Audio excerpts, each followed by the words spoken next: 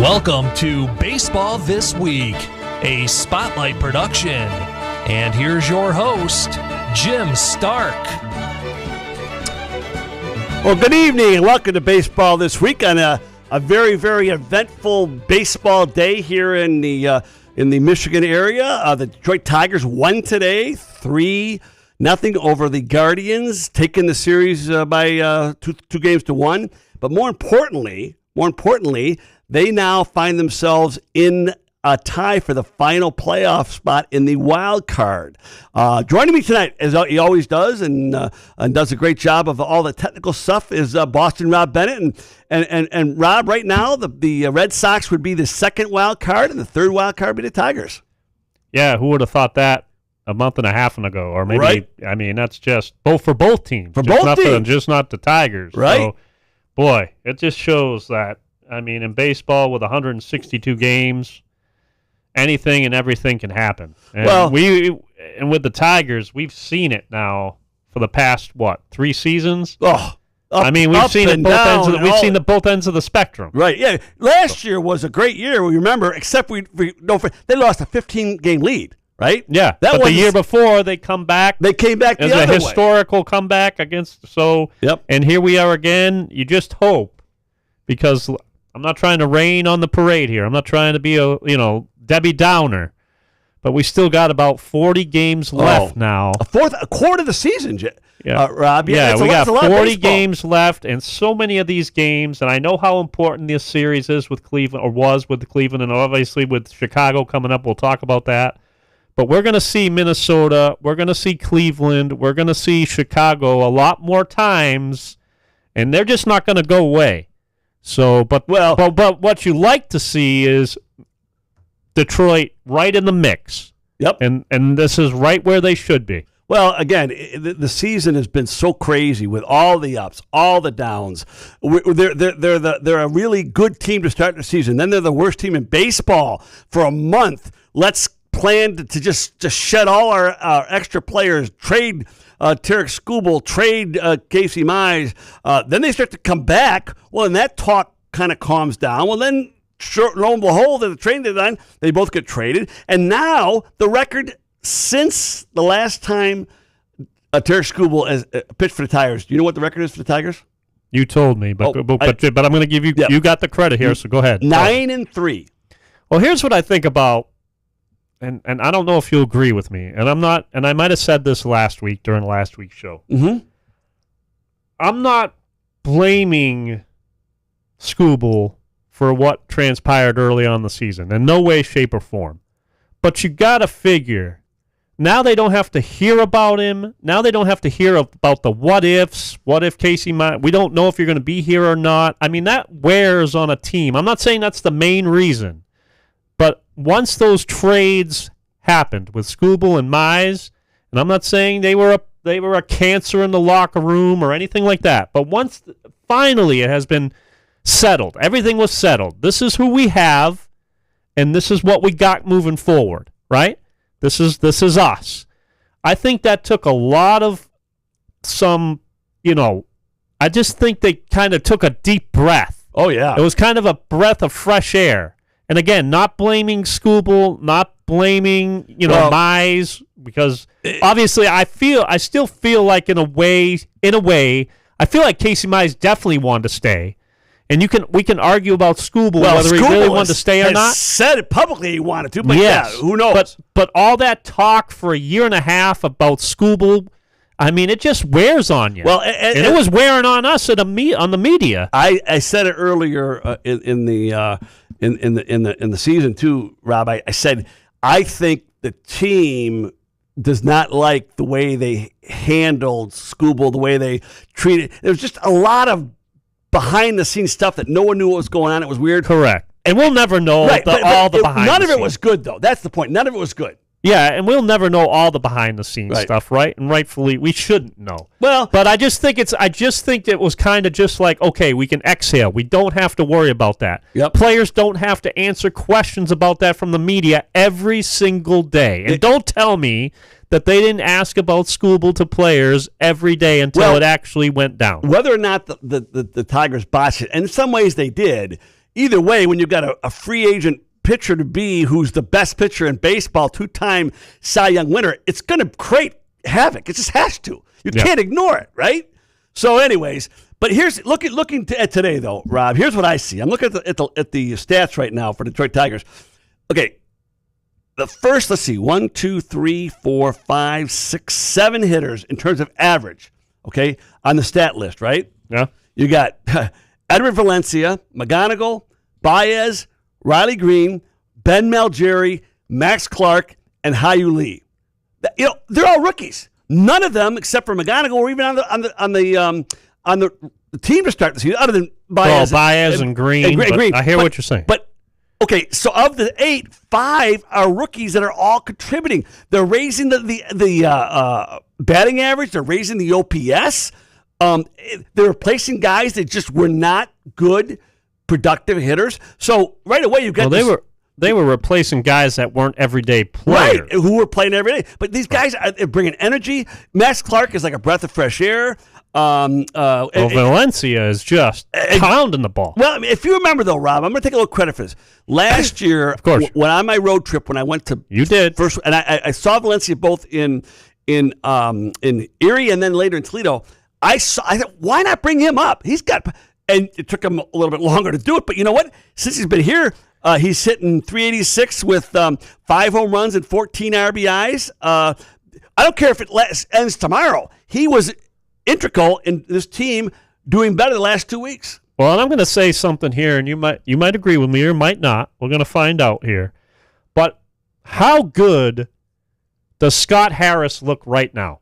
And let me explain something. Looks smart to me. Everybody and their uncle, we're all guilty of this. Everybody and their uncle were like, well, they should. We have been waiting for these guys for 2, 3, 4 years, right?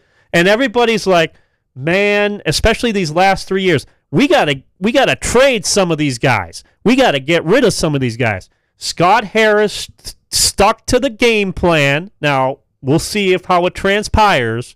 But if you're looking at the team right now, I don't know if you get rid of any of those guys. But how long, and we're all guilty of this, right? But how many times did we hear, well, Scott Harris has to trade this guy. Scott Harris, he has to trade. You're right. Your window's right here with Tarek Skubal. You got to why aren't they trading these guys? But here we sit, and I dare say they are a better team now than most, and injuries and other things transpired. I get that. But these young, talented players, right, as of this moment, have really come through in spades, as you mentioned. So Scott Harris, to me, I give credit to him because he had to have pressure coming out of everywhere, right? Yep. Not only because of the Skubal thing, but because of keeping their core young group without making a major move when he could have, and a lot of people thought he should have, but he stayed pat, he stayed firm, and for right now, these guys are making him look like $1 million. Well, I'll add to that right now, because you look at the top 10 hitters, starting with Valencia all the way down to Dylan Dingler. He's number 10. Every one of those players, except for Baez, came up through the system. Every one of them, except for Baez. Yep. So that backs up your argument. But, here's I think, an important point. Obviously, Max Clark, number 4 overall in the top 100 players. And then you get a guy like Ben Malgeri, who's been kind of out of the shadows. Who is this guy? Why is he coming up? I want to compare these two. Now, they both hang on. They both had 49 at-bats, okay? Max Clark has hang on. Let's see. I want to make sure I got this right. Yeah, Max Clark has 7 home runs. Or excuse me, has 1 home run, 7 RBIs, 2 doubles, and 13 hits. Okay, that's Max Clark. Guess what Malgeri's numbers are? Almost identical. So that tells me they're not just the stars. The other guys have some quality to them too, right? I mean, Hyu Lee is a perfect example. Yep, exactly. Yep. I mean, very consistent, right? I mean, you could argue could be better defensively, but he could work on that. Yep. That's fixable. Yep. These are all fixable things. Right. We heard a lot about guys like Colt Keith and McGonigal and Bryce Rayner. we didn't hear a lot about Lee, right? No. Well, you know what? He's been as productive as anybody except for McGonigal. Yes. And you know what? They're all part of why the Tigers find themselves today in the third wild card spot. And system, the farm system matters, just not for trading. Right. And I'll tell you, if you look at we said last week that the 6 games between the Guardians and the White Sox at home, they had to win 4 of the 6. Well, they won 2 out of 3 of the first go round. If they could sweep the White Sox, they're in first place in 3 days.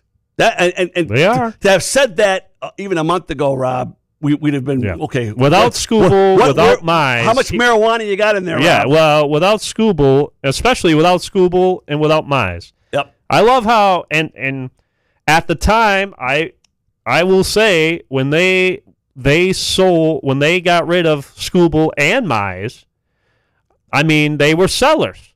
Yep. They were most certainly sellers. And I've been saying no matter where they were, and you've been saying it since last year, they needed to trade Skubal once they figured out they weren't going to be able to sign him.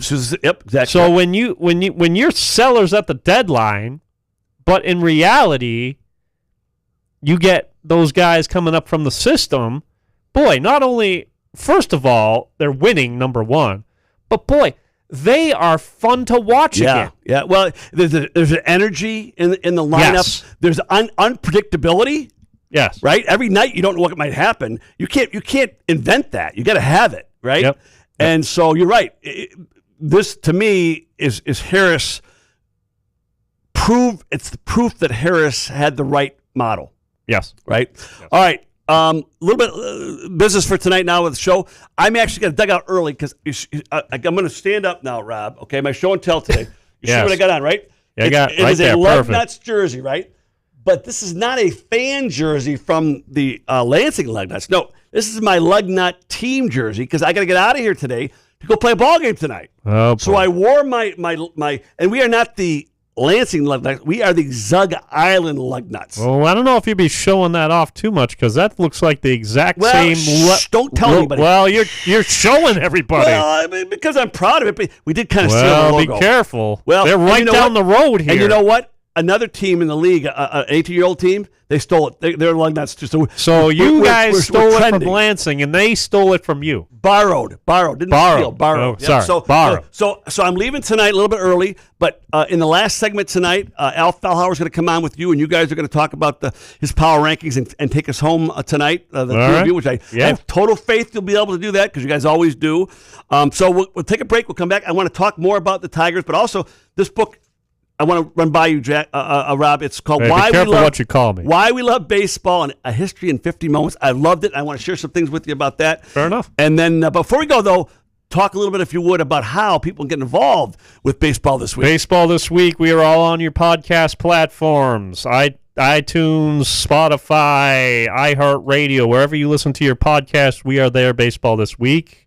We also have our YouTube page as well going on right now. Hit that subscribe button, and it's free. Everybody's favorite word. And every time we are live on YouTube, you'll get an alert on your iPhone or iPad or however you watch YouTube to let you know that we are live. Also, you can follow us on X or Twitter as well. At Baseball This Week, and of course on Facebook too. Baseball This Week. Make sure to check us out there. Hit that like button and follow us there as well. Baseball This Week, wherever your social media is, we are there as well. Okay.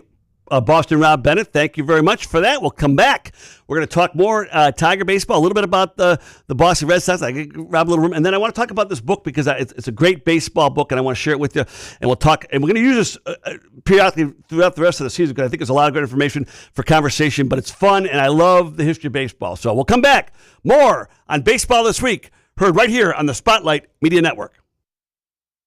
Come enjoy irresistible, award-winning, handcrafted donuts and locally roasted coffee at Groovy Donuts. Surprise your family or coworkers with special holiday designs and flavors, or put the perfect finishing touch on an event with a custom order. Birthdays, weddings, gender reveals, our friends at Groovy Donuts are your answer. Experience the Groovy Donuts difference for yourself on Lake Lansing Road in East Lansing or in Williamston. Get more information or place an order at groovydonuts.com. So, it's been a while since you've had your jewelry cleaned and inspected, right? Where will you go and who will you trust with your most valuable and treasured heirlooms? At Meadowar Jewelers' 4 locations in Lansing, Okemos, Jackson, and Portage, jewelry isn't just our job, it's our passion. Each and every piece entrusted in our care is thoroughly inspected by our trained staff against damage or normal wear. And we offer you, our customer, the highest level of quality on repairs and custom designs. Whether it's worn out prongs, channels, or shanks, it's all handled with incredible care. Meadowar Jewelers in Lansing, Okemos, Jackson, and Portage want to help you preserve your memories and offer you options on creating new ones. Come in today for the cleaning and inspection of your jewelry. We continue to work hard every day to earn your confidence and trust.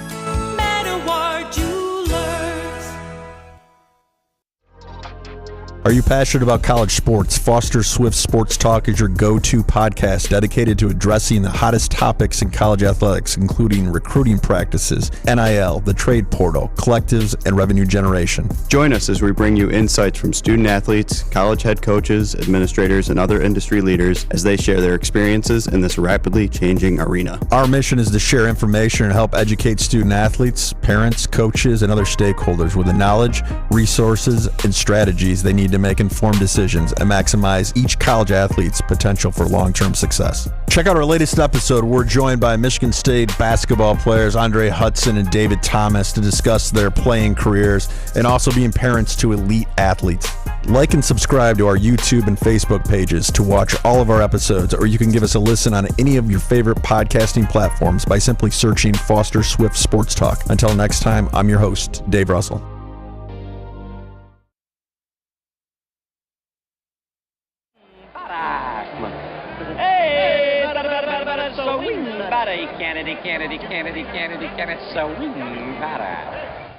Go get 'em, Tiger. Row. We're all behind our baseball team.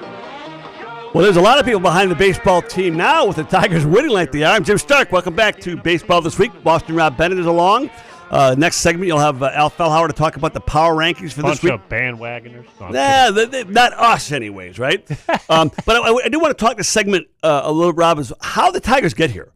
This team was given up for dead on May 31st, and since then they've gone 36-22, hottest team in baseball. They're a game under 500. They're a game 2.5 games behind the first place in the division. They're in the wild card. So how'd they do it? Well, I want to talk about a couple things. You know, I'm not a big numbers guy in terms of the metrics, right? And I'm not. I know WAR is a very important. How do you like metric. baseball then if you're not a metrics guy? Because I never studied the metrics like the way they do now. But anyways, okay. But here's WAR. The WAR. Here's why I think it's significant. Okay, and this tells you how this team has done so much better than they even thought. Riley Green, who's been a really good player, all-star level player, best hitter on the team really the last couple of years overall. His WAR right now is 2. Okay, which I guess is okay, but not great, right? Dylan Dingler, who has been maybe the best catcher in baseball, if not, one of the two, if not the best catcher in baseball, both offensively and defensively. Yeah, MVP candidate. His WAR is 4.6. Okay, Kevin McGonigal. Yeah, who is rookie of the year? By far. But his WAR 5.6. I think that's tops in majors. It's like in the top, but that tells you how important he's been to this team, not just in home runs or RBIs, in everything. And I think the fact that he's been the leader along with Dylan Dingler and Riley Green, and then the other rookies have come up to support that, that's one big reason why they've played 620 baseball, whatever it is, since June 1st, and are in this situation now to be in the discussion for the playoffs. The other thing is, that's one thing, is the play of McGonigal. The other big factor, I think, is the pitching of Melton, Troy Melton. I think without him, they would be back where we were a month ago. 10 games behind, maybe 8 games. Not talking about playoffs, but his ERA for the season is 1.46. His whip is .90. Anything approaching 1 is for a whip is really good. And he's won 7-1. But he came out of not nowhere, but no one expected him to be the guy. But yet he pitched. Even the games he didn't win, he threw a very good game, gave the team a chance to win that game. Right now, he's the best pitcher, right? If you got to pick a guy to pitch the first game of the playoffs, wouldn't you pick Troy Melton? He's definitely the right now. He's definitely the ace of the staff, and dare I say, barring no matter what happens the rest of the way. Yep. You know what I mean? I think going into next season, despite some other pitchers that might be making much more than him, right? I think he has every right to say, "I'm the ace of the staff." Yeah. When you look at who, and when you look at, and I know it's a small, and he has a small sample size because he was hurt coming into the season. Yep. But boy, oh boy, that's one of the reasons why it's just his man. It's his. Obviously, he's got skill. Yep. But boy, I love his mentality. He's a bulldog. He is most certainly, and he doesn't. He's not a screamer.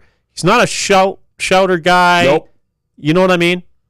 But if you put him and Kader Montero side by side, who would have figured those would be the guys leading the team right now when you had people like Mize? Yeah, and Montero's 25. Yep. No, another young guy. All right. The third thing I want to throw out there as far as why the team has done so well this last month and a half or 2 months, I guess now, is if you look at the run differential, okay, between the teams. Oh yeah, okay. Jack Ebling's all. Is he okay? I haven't heard this every day. Okay, I didn't know that, but I found it interesting. Okay, You look at the Yankees. They're plus 89. The Red Sox right behind them at plus 86.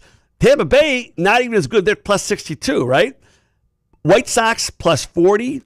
The Tigers have better than all of them. They're a plus 90. So that's a hidden a factor of why they're doing what they're doing. Now, I got to believe, though, the reason why they haven't won more games than they have with that plus 90 is because they lost so many games late by 1 run, right? The games they've given away. Well, I'll tell you. It didn't change. Yeah, if there is a concern right now, I mean, their hitting is going to go up and down. It does. It happens to every team. So I don't know if they're going to be able to score 8 or 9 or 10 runs every game, especially with the teams they got coming up, right? But most certainly the concern for me is still, and I know we've talked about it to nauseum, but it is what it is.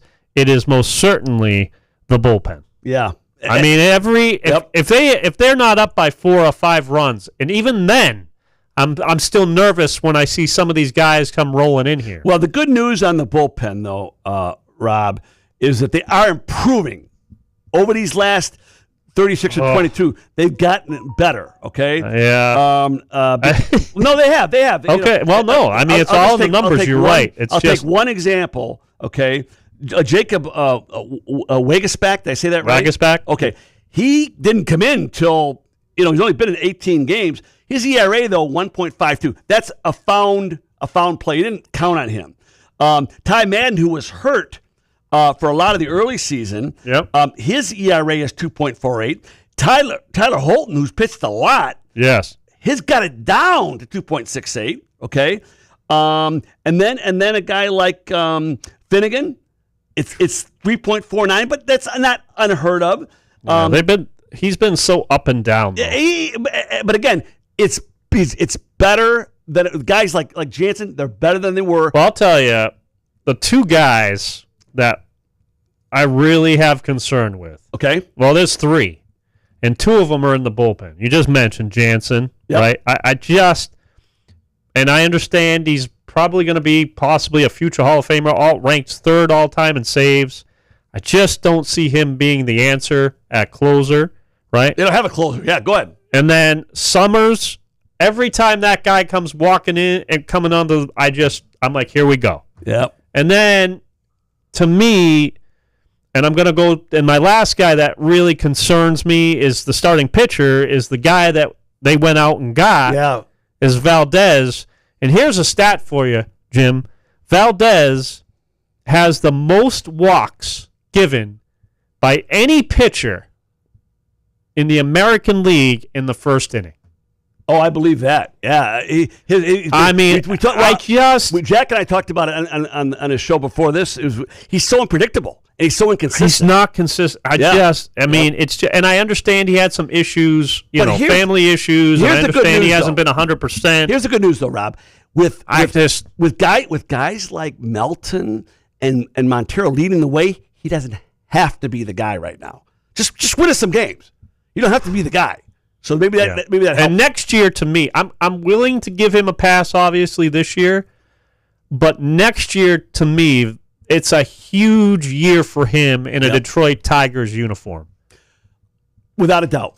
Yep. All right, so I want to change gears a little bit, though, Rob, before I have to duck out of here, because I love this book. Yes. Why We Love Baseball. Let's hear it. Here's what I want to ask you. What do you think he ranked the number one moment in the history of baseball? What do you think he ranked? What's the time frame? When was that? All of baseball. Time frame. When did he write that book? Oh, no. He's judging all the history of baseball. The number one moment in all the history of baseball. Yeah, no, but there was when did the book come out? I need to know the time frame of. It just came out. Okay, 2026. Well, no, but I don't. Okay, this is not going to help you in your answer. Trust me. It came out in 2023. Okay, so I got from the beginning of. Yeah, but to 2023. What did he rank it? What did he rank the number one moment in baseball? And when you say it's 50, it could be important moments, memorable. That's kind of up to you to do. But just pick one moment that stands out. If you had to pick one moment in the history of baseball that'd be like the most important or significant or whatever. Oh, well, Jackie Robinson. That's it. You got it. I mean, you got it. Good for you. Good for you. I'm not sure I would have labored about it, but you're right. But that's exactly what it was. And as a matter of fact, he actually says, and it wasn't just the one moment, he says it was all the teams that brought the first black player in. But obviously it all starts with Jack. So the most significant moment in history of baseball is the integration of baseball. Yep. So I want to ask you two more questions before we get out. You're worse than Jack Ebling. He loves to quiz me all the time. Not quiz. I want to involve you. I'm trying to involve you here. What do you think? I feel like I'm back in college with my SATs. This is fun. Come on. What do you think he ranked the Boston Red Sox most important moment? Oh, well. And the fans chose it too, by the way. Oh, the fans chose it? Yeah, fans chose it. Yep. Oh, well, it's the coming back from 3-0 to the Yankees. 2004. Has to be. That's not what they have here. They don't have them coming back and beating the Yankees in 2000? They have. The fans chose Carlton Fisk. That would be my second home run in the 75 World Series. See, if the Red Sox came back and won that World Series, that's right, exactly. I would have put that one, but because they lost they didn't win it. Yep. I would say them beating the Yankees on their way to winning the World Series for the first time in 86 years in 2004. I disagree with that. Okay, one more. I'll say this. We'll say the Tigers for next time. Okay, we'll talk about it because he actually has kind of three he can't decide between. So we'll talk about all three next time we talk. So, all right, Boston Rob Bennett, congratulations on your Boston Red Sox. Still got a long season. Still got 40 games to go, brother. Well, we got lots between now. But we're in it. Between now and the next time you and I talk, though, Rob, next week, the Tigers could be in first place. Oh. My goodness. Okay. You got to pinch yourself, That's Jim. come a long way, absolutely. Yes. Right. And you're going to talk with Al Fellauer next segment. So, Boston Rob, I will see you next week. I'm off to go play with the Zug Island Lugnuts. Wish us luck. What's your give the fans an update? What record are we? Where are we standing? We're playing the team that's behind us in the playoffs. Only 4 teams makes the playoffs. We're playing the fifth place. We're the fourth place. Fifth place team. We got big game, and we're a game and a half ahead again. All right, well, you need Cadro Montero out there. I want to open up 2.5 games, not a half a game. How's that? All right, Cadro Montero's on the Lugnuts for Boston tonight. Rob. I'll see you next week, but don't go away. Boston Rob will be back with Al Fellauer after these words. And you've been listening to Baseball This Week, and you are listening to Baseball This Week right here on the Spotlight Media Network.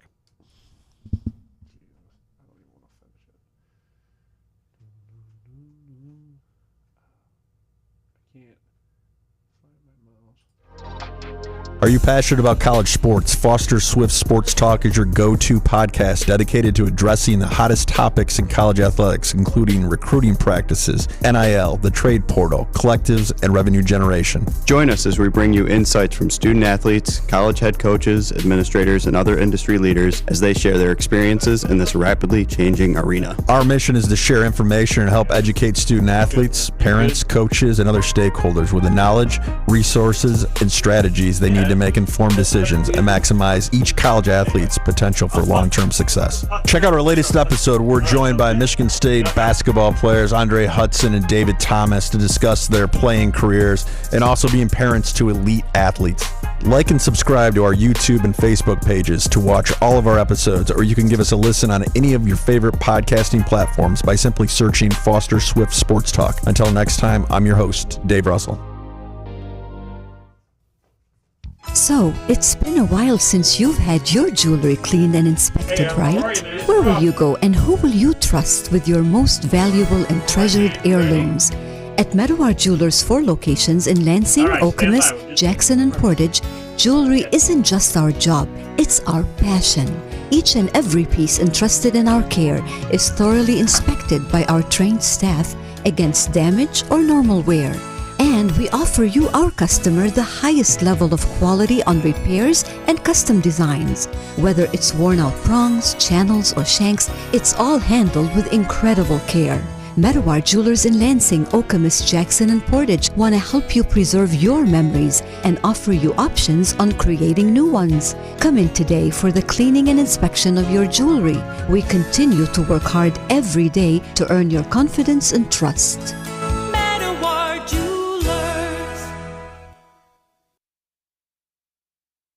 The winter is past, the rain is over and gone, the flowers appear on the earth, the time of the singing of birds is come, and the voice of the turtle is heard in our land.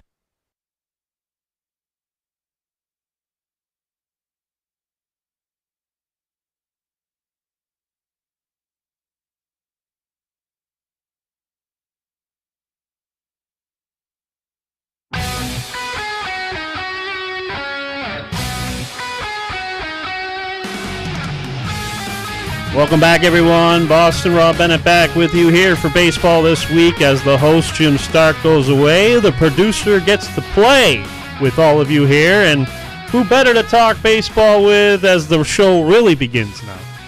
With our good friend Al Fauhauer, and most certainly a major intricate part of this program. Al, how are you tonight, my friend? Oh, I'm doing really good. And yourself? Hey, I can't complain. I'm living the dream, right? Yeah, that's right. And after watching that shutout today of the Cleveland Indians or Guardians, whatever the heck they're called nowadays. I was going to say, speaking of living the dream, that's the Detroit Tigers. And I want to ask you, what has been, when you see what has transpired with this team, and you can look at the stats and whatnot, but what has really stood out to you for the success of this team now, looking at the last wild card spot, as a matter of fact, having it, and only 2.5 games out of the division lead heading into this series now with the Chicago White Sox? What has been the biggest thing in your mind that has made this turnaround happen for the Tigers? Well, I think A.J. Hinch said it best today in his postgame when he said that this team never sulks, they never get down on themselves, and they continue to give 100% effort. And I think it's starting to pay off, and I think that it's even given them more, the pitching staff especially, I think it's given them more of a push, just knowing that Skubal and Mize are not there. Yeah. They need to go out there and do the job. I think that's been one of the biggest reasons that that we've seen the resurgence that we've seen. And how about these, young players? And I said this earlier with Jim, and I want to get your opinion on it. And there's a lot of people, and I was one to a point, maybe not as fanatic as other sports talk people were, but boy, everybody was saying about Scott Harris that he has to make a move. He has to trade some of these young players. They only have a certain window with Tarik Skubal to try to get to and maybe even win a World Series. Why doesn't he move some of these prize prospects? Well, I mean, Scott Harris to me is looking like $1 million right now, Al, and I want to get your thoughts. He stayed pat with what he wanted to do. He didn't fold. He didn't get rid of these top prospects that a lot of so-called experts and media people wanted him to do. And now you are looking at some of these young players, not all of them, but young players. It's still a small sample size when I'm talking about Clark, McGonigal, Valencia. He stuck with these guys. He stuck with the process of what he wanted to do and how he wanted to build his team. And my goodness, Scott Harris, to me, is looking like $1 million right now. What are your thoughts about this influx of young talent that have really seemed to really pick up the Tigers during this winning streak?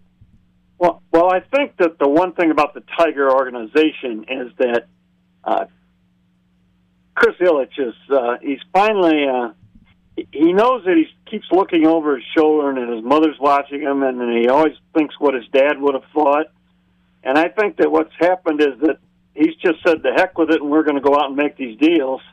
And I'm not going to spend all of the Ilitch money, and we're going to do this. And I think we're going to be in pretty good shape. The only ones who really got gypped in the whole deal are the Toledo Mud Hens, who lost out on seeing these players play in Toledo for a while. But that's the nature. That's the nature of the beast, right? Especially, I mean, for Major League Baseball, this is what happens when a good to maybe even a great farm system and sticking with the guys, and again, not rushing them up. How long have you heard these guys for the last couple of years? Just wait for a Max Clark. Just wait for a McGonigal. Just wait for a Rainer. Tell you, Rob. Yeah. Rob, 3 or 4 years ago, Jim and I were talking a lot about the fact that the Tigers had the worst farm system in baseball. Yes. And all of a sudden, they decided that they were going to get some of these young players, and they were going to train them somewhat, and they're going to develop some of them. And they developed them well enough that they performed so well at Double-A that they could come straight up to the Tiger organization. And that's what we've seen so far. I'm impressed with what's happened. I still think that the Ilitches are a tough organization to deal with. Yeah. In the fact that they're always somebody in that organization is always looking over their shoulder, and I think that they've just decided that I'm going to go out and make these deals, and if I get fired, I get fired. Yeah, and it was a change of pace, and I don't know if the sports media or fans especially, right? Because when Dave Dombrowski was here, boy, he would trade everybody, right? I mean, the farm system was not even in his rearview mirror to some points, right? Well, he did it through trades. Scott Harris comes here and does it the complete opposite way in some aspects, and look at the success now that the Tigers are having. Well, I think Scott Harris is the exact opposite of Dave Dombrowski. He plays it closer to the vest. He wants to be able to figure out how to make the moves he needs to make, and work through the Ilitch family. Yep. And it's a little bit more calculated with the trades and whatnot, right?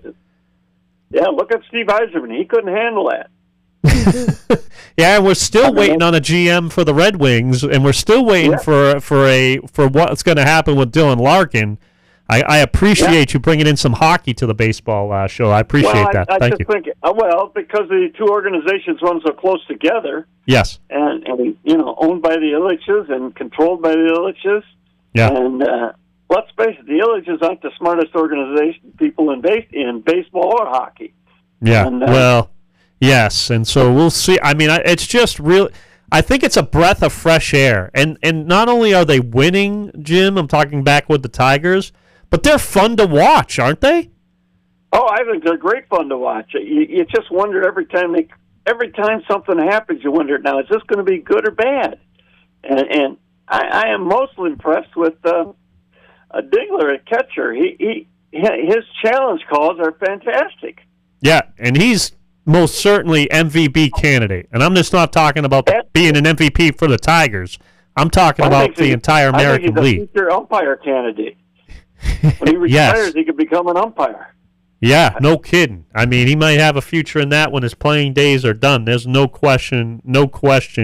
about that. Not only are they fun to watch because they're hitting the ball, Jim, something I know you've been waiting for them to do, but boy, out in the field, defensively, they have gotten so much better. And when you look at the guys like a Malgiri, and when you look at a guy like obviously Max Clark, who had high expectations, when you look at a guy like Hao-Yu Lee and obviously McGonigal and a Cole Keith, who's is better on defensively, I think it's been really the young guys that have really just upped the defense, making the older guys play even better. Well, I think the other thing it's done is it's made them look at really where are we going to be. We're doing fine this year, and we're going to make it, I think. But how are we going to progress in the future? And I think the future of the Tigers looks pretty good right now. I think Riley Green moves to first base, and Torkelson becomes a prime trade candidate. Oh, okay. And Keith moves to second base, and the young shortstop from Toledo comes up. Okay. And I just think that's the future. What are they going to do with Parker Meadows? That I don't know. Well, I don't know if he can ever stay healthy. If he could stay healthy, he would certainly fit into the team in left field if you move Green to first base. Yep. There's just a lot of things that's happening that they could do and can't do, but now they're in a better position to do it because it looks like they're going to make the playoffs. Well, you mentioned all the possibilities. That just goes to the depth, the quality of depth now. Something that they didn't have in the beginning of the season because of all the injuries, right? Oh, and these young guys coming up have give them so much depth and so much different avenues where to go, especially defensively, as you mentioned, not only for this year, but for the next, 5 to 6 to 10 years. I mean, we'll have to wait and see, and I think this is, again, Scott Harris. He wasn't playing for a 2-year window because of Skubal. He's playing the long game. He's playing 5 to 10 years from this point. Well, he's learned how to work around the Silich family. Yep. He's learned how to make the moves that he thinks is best for this ball club, and he's made some good moves. And I think that, and Jim and I disagree on this wholeheartedly, but I think Tarek Skubal's coming back. You and Jim disagree on something? Say it ain't so. Wow. I'm glad you survived the car rides with him these last couple of weeks. I'm glad you came out unscathed. I figured you would, but yes. All right. Speaking of, let's get to your power rankings. I would expect. I don't want to assume because you know what happens when I start assuming. But I would assume the Old English D has made some major strides up your power rankings. Well, they certainly have. They're now 6th in the American League in my power ratings. The Tigers are. The Rangers have dipped down, and then, of course, they're in a tie right now for that third spot with Detroit, but Detroit holds the tiebreaker there. Mm-hmm. The Guardians are the team that's fallen off. They're 10th in the American League now, and they've dropped to like 18th in Major League Baseball. It's amazing. But I think the other amazing story, the Tampa Bay Rays continue to be at the top of baseball. They're top of the American League. They're second in Major League Baseball, only behind the Milwaukee Brewers. Yep. But the Dodgers are coming. Watch out. The Dodgers are 4th. They're still behind the Braves and the Brewers, but in the rankings. Yes. I love the fact that you have. I love the fact that you have two quote unquote small market teams on the top or near the top of your rankings, ahead of the Dodgers, the Red Sox, the Yankees, and I'm talking about the Milwaukee Brewers, and I'm talking about the Tampa Bay Rays. Well, I love the fact that you do a deep dive in your rankings, and it's just not about the where they are, where they're from, how many all-star players they have. I mean, they have deserved. The Tampa Bay Rays and the Milwaukee Brewers have deserved your rankings. That's for sure. Yeah, and the team that had stayed up there all season long and now has just started to drift down, are the Miami Marlins. Another small, quote unquote, small market team. Yeah, they've fallen on some tough luck, but I think maybe a lot of it has to do with the schedule, and they've played some of these tougher teams. Yes. which has caused them to fall in the rankings. But you'll be happy with your Red Sox. The Red Sox are third in the American League now, seventh in baseball. Yeah, I gotta say, I'm just enjoying the ride, and I've told you on air and off air. I don't think they have enough, though, Rob. I don't think they have enough to win the American League pennant. Yeah, I'm gonna say this, and I've said to you this off air and on air during the show. I got a lot of egg on my face. I'm eating a lot of crow with some family members and some friends back in Massachusetts because I didn't think the Red Sox were going to, compete at a high level this year just because of a couple, especially when their pitching went down the way it did. And I've said this a million times. I wasn't expecting much coming into the season, to be honest with you, considering how I thought the American League would shake out. But most certainly, I've got a lot of egg. I'm enjoying the ride, but let's not forget, and this is the same aspect for the Tigers, we still have about 40 games left, Jim. Yep. And for the Tigers, they still have to play the White Sox. They still have to play Cleveland away from Comerica Park. And let's not forget, and I want to get an X-Factor team that you're looking at, but my X-Factor team in the American League right now is the Minnesota Twins. No one's really talking about them, but they're right in the mix as well as far as wild card spot goes. And the Tigers still have to face them as well. They're fading. They're fading? I don't think Okay. Yeah, I don't think the Twins have enough. I think they have a tough enough schedule for the rest of the season. Okay. That's going to hurt. Okay. Tigers' schedule for the rest of the season is outstanding. I mean, all right. I have them very conservatively. I have them winning 23 of the 41 games left. That would be a 23-18 record. Yes. And that's in my opinion, I'm being very conservative in picking what their win and loss against their schedule. Okay. So who's an X factor? What team in the American League is an X factor heading down into the playoffs? What team maybe no one's really talking about, but you're keeping your eye on? Well, they're talking about them, and to keep your eye on them, and the Chicago White Sox. I can't believe that they're going to hold up. Okay. So far, they've held up. The biggest disappointment's probably the Rangers, but watch out for the Blue Jays. The Blue Jays, they're down a little bit right now, but the Blue Jays are the kind of team that can all of a sudden get hot, and they're in a baseball is such an equal pace standings right now, right? That they don't really need to do a whole lot other than win some ball games to get right back in the picture. So I watch out for Toronto. Okay, good to know. Good to know. In the National League, real quick, who's your biggest riser in the National League in your standings, real quick?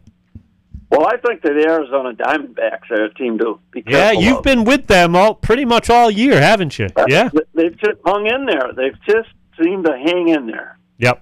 Okay. They would fall behind the Giants, and then they'd pick themselves up. Then they'd fall behind the Padres, and they'd pick themselves up.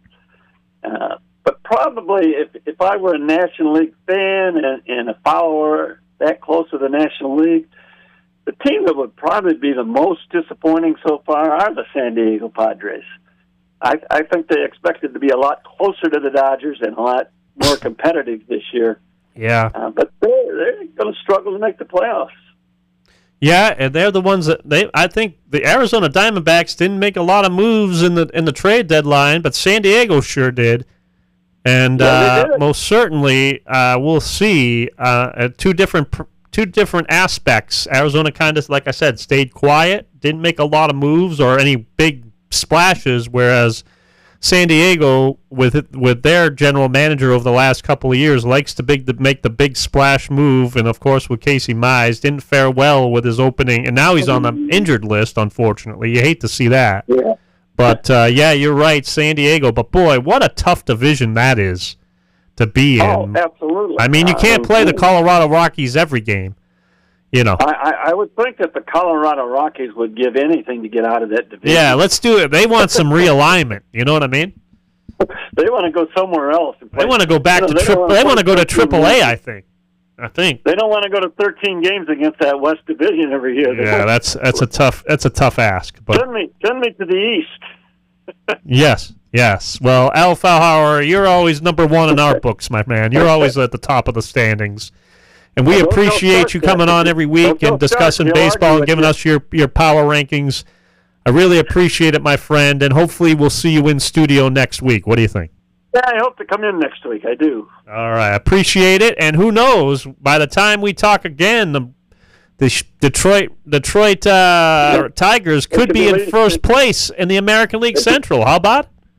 Yeah, that would be a miraculous miracle in itself, wouldn't it? It would most certainly indeed. But the good news is, I mean, at least they're in the mix, and more in the mix now than what I thought they were going to be about a month and a half, 2 months ago. That's for sure.